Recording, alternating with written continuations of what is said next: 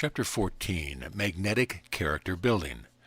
Our great philosophers tell us the grandest thing in the world is character, but it is something that is little taught, and as a result we find very few people that have much real character.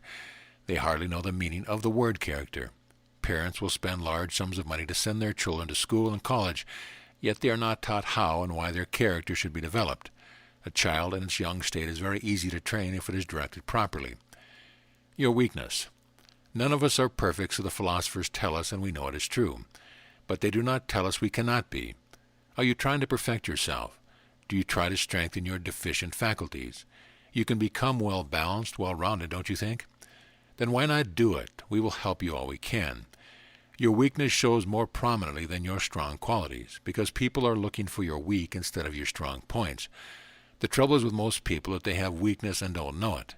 Their defects may be very small, but if it puts them at a disadvantage, it is very important because it interferes with their results and keeps them from rising in the world.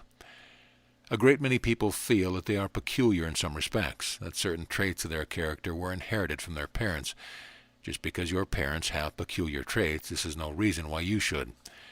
Of course, you will have their same tendencies unless you choose to change them. If you think you are peculiar, you will be peculiar. You could not be otherwise. We are just as we appear to be. What we think in the mind we are. When you think of your defects, you increase them by worrying about them. The truth of the matter is that the majority of people's abnormalities and peculiarities are mostly imaginary, or at least greatly exaggerated by imagination. They have thought about them so much to them that they appear real. The way to correct them is to think about your good qualities and ignore your shortcoming. And if you are in a habit of thinking you are peculiar, get a habit of thinking you are normal. Affirm, I am not peculiar. These seeming idiosyncrasies are not real. I was made in the image of my Maker, and a perfect being could not make imperfections. Hence my imperfections cannot be real, as the truth of my being is real. There can be no abnormalities about me unless I produce them in thought, for the Creator never gave them to me. He never gave me a discordant tone because He is harmony.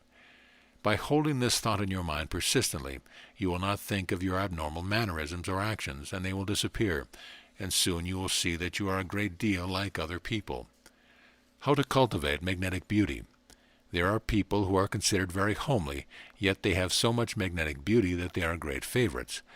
It is an absolute fact that a girl with a very homely face and who has an ugly expression can, if she is honest at heart, transform herself so she will seem beautiful to everyone who knows her, if she will form the habit of holding in her mind the thought of beauty. Not the superficial thought of physical beauty only, but the deep heart and soul thought of beauty. The kind of beauty that far surpasses any other kind of beauty is a kindly, helpful heart, and a wish to brighten the lives of others, to scatter sunshine here and there and good cheer. When this is done, it brightens the face and makes it beautiful. A beautiful character cannot help affecting and making a beautiful life. We express outwardly what we express inwardly. Our emotions, manners, and bearing depends on our thought. If these are as they should be, you cannot help becoming sweet and attractive. The most prized beauty is within the reach of everyone. You should be careful what is stored away in your brain. You should not let anything and everyone gain entrance to your brain. Do not let anything enter that will not give you character and strength. Form the habit of reversing every unfavorable circumstance and every negative statement that you are confronted with every day. If you will do this, it will render you and a world a greater service. For an example, we will suppose that someone comes to you and tells you an untruth about another person. You believe it the truth. You repeat it to others. You find out later that it was an untruth, but you have probably already injured an innocent person. If you hear something about another person, think this over, but do not take for granted the person is guilty or innocent. He may be either, but you do not know which.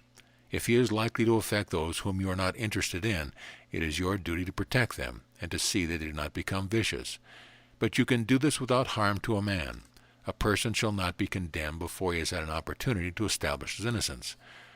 Remember always, things that do not in any way concern you should not receive your attention. Keep them from entering the brain.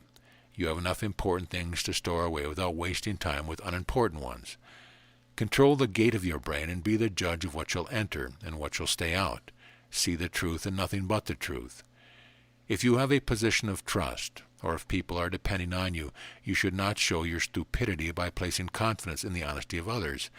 Most everyone is trying to undo the honest person. poets and dreamers may write. If you trust your fellows, they'll be worthy of your faith. But this, you will find, is not always so. Trust the average person, he will take your last cent and leave you broke. A thief will steal whether he is trusted or not. Unless you can afford the experiment, do not take any chances you do not have to. There are over 400 millionaires in this country that have risen from low position to high places of trust.